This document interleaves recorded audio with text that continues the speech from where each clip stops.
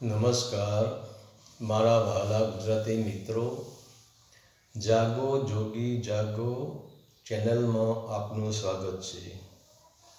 તો આજે આપણે વાત કરીશું કે પ્રેમ શું છે, પ્રેમ કોને કહેવાય. શું તમે કોઈને પ્રેમ કર્યો છે? તો આજે દીકરા દીકરીના લગ્ન થાય છે તો પણ વાસનાને કારણે જ થાય છે. કેમ કે દીકરો જ્યારે દીકરીને જોવા જાય છે ત્યારે તેનું ધ્યાન દીકરી ઉપર નહીં પરંતુ તેના રૂપ ઉપર હોય છે. દીકરીની નજર પણ દીકરાના રૂપ ઉપર જ હોય છે. તે તેના બાયોડેટા ઉપર હોય છે. તો દીકરો કે દીકરી એકબીજાને શરીરથી જુએ છે અને જે શરીરથી જોવામાં આવે છે તે બધું જ વાસનાનું રૂપ હોય છે. એટલે જ આજે તમે જુઓ, બંનેએ એકબીજાને ગમાડ્યા હોય, બંનેએ એકબીજાને પસંદ કર્યા હોય અને બંનેની મરજીથી જ લગ્ન થયા હોય તો પણ છેવટે છૂટાછેડાના કેસ બને છે. તો જ્યારે એકબીજાને જોયા ત્યારે બંનેને એકબીજા ઉપર પ્રેમ હતો. તો તે પ્રેમમાં શું કમી રહી ગઈ હશે એટલે મામલો છૂટાછેડા સુધી પહોંચી ગયો.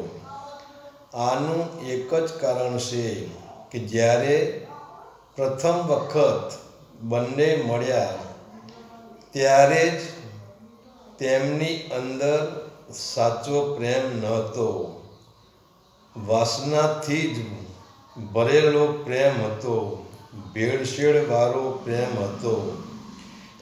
પ્રેમની તો પરાકાષ્ઠા કંઈક જુદી જ છે.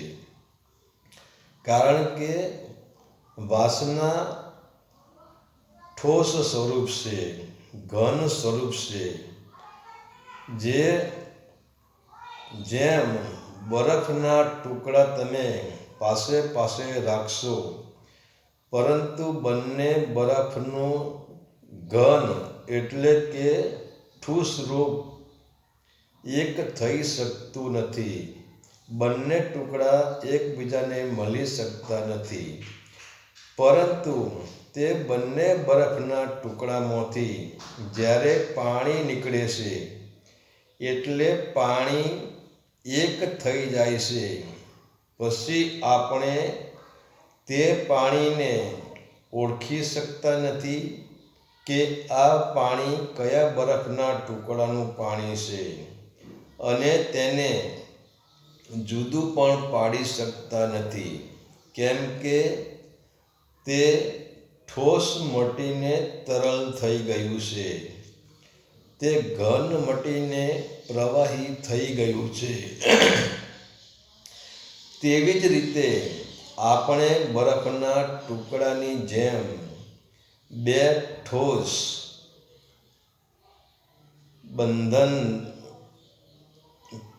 અને ઘન શરીરને જોઈએ છીએ. એટલે જેમ બે બરફના ટુકડા એક થઈ શકતા નથી તેમ શરીર પણ એક થઈ શકતો નથી. અને એક ન થવાથી સમય જતો બંને શરીર વચ્ચે શંકા કુશંકા સંશયરૂપી બે શરીર વચ્ચે તિરાડ પડે છે અને એ તિરાડનું નામ જ છૂટાછેડા, એ તિરાડનું નામ જ ફાલગતિ. પરંતુ આપણે શરીરને ન જોતો આત્માને જોઈએ ત્યારે શરીર રહેતું નથી. વાસના રહેતી નથી અને ઠોસપણું મટી જાય છે અને બંને તરલ આત્મા એટલે બંને બરફના ટુકડાના પાણીનું મિલન થાય છે. કેમ કે શરીર ઠોસ છે, શરીર જડ છે અને આત્મા પ્રવાહી રૂપ છે, આત્મા પાણી રૂપ છે. તો શરીરનું મિલન વાસનામાં પરિવર્તન થઈ જાય છે. પરંતુ જ્યારે બે આત્માનું મિલન થાય છે પછી આ જગતમાં તેને કોઈ જુદું કરી શકતા નથી. તેનું નામ એ જ પ્રેમ છે.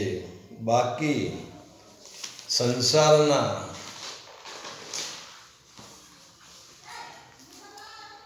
બધા જ સંબંધો પ્રેમ નથી, પરંતુ વાસનાથી જ બંધાયેલા છે. તો શરીર, આપણે શરીરને જોઈએ તો શરીર ઠોસ છે. ઠોસનો મતલબ થાય છે વાસના. તો આપણે કંકોત્રીમાં લખાઈએ છીએ કે બંને પવિત્ર આત્માનું મિલન થઈ ગયું છે, તો આશીર્વાદ આપવા પધારશોજી. તો ખરેખર શું બંને આત્માનું મિલન થતું હોય?